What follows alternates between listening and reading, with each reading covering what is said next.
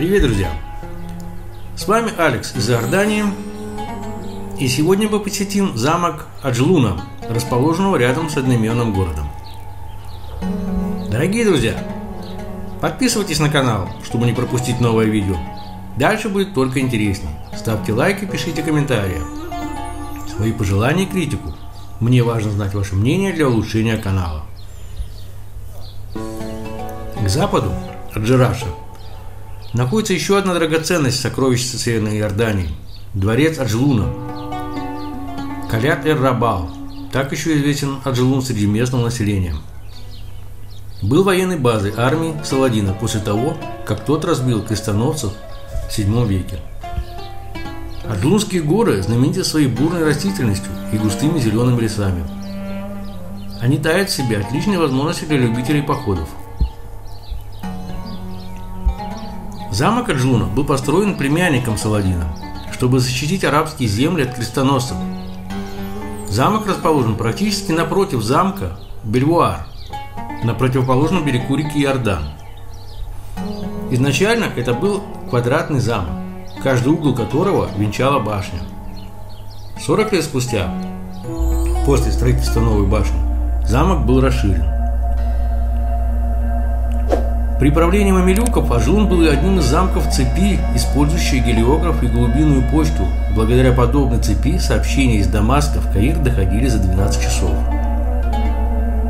В XVIII веке и в начале XX века он был сильно поврежден землетрясениями и до сих пор находится в стадии восстановления. Аджлун расположен на вершине горы, откуда открывается вид на просторные земли, некогда находившиеся под его началом.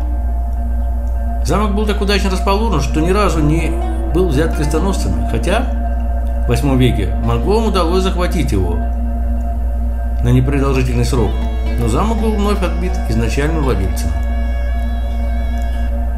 На подходе к замку был вырыт ров, который сохранился и в сегодняшний день. Замок можно пройти по современному мосту. Интерьер замка полон хаотично расположенных коридоров и лестничных пролетов. Этот регион Иордании считается одним из самых плодородных. Длительное отсутствие дождей здесь большая редкость. Из замка открывается прекрасный вид на возделываемые поля, расположенные неподалеку. Город расположен в 3 километрах от замка. Здесь хорошо развито транспортное сообщение. Сюда регулярно ходят автобусы из Джераша и Аммана. Автобусная станция Абдали. Если вы начнете экскурсию рано утром, то успейте осмотреть и город, и замок в течение дня.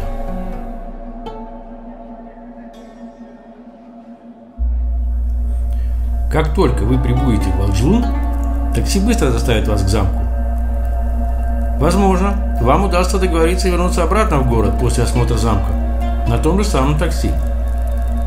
Если вы хотите прогуляться до замка пешком, почему бы и нет?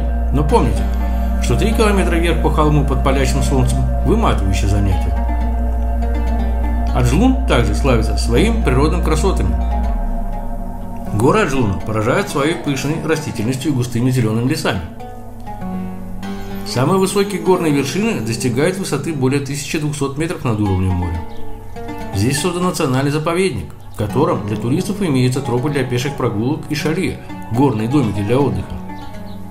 Этот район считается самым большим лесным массивом на Ближнем Востоке, так как леса в остальных частях региона были в значительной степени вырублены турками, которые таким образом получали топливо для Мекканской железной дороги.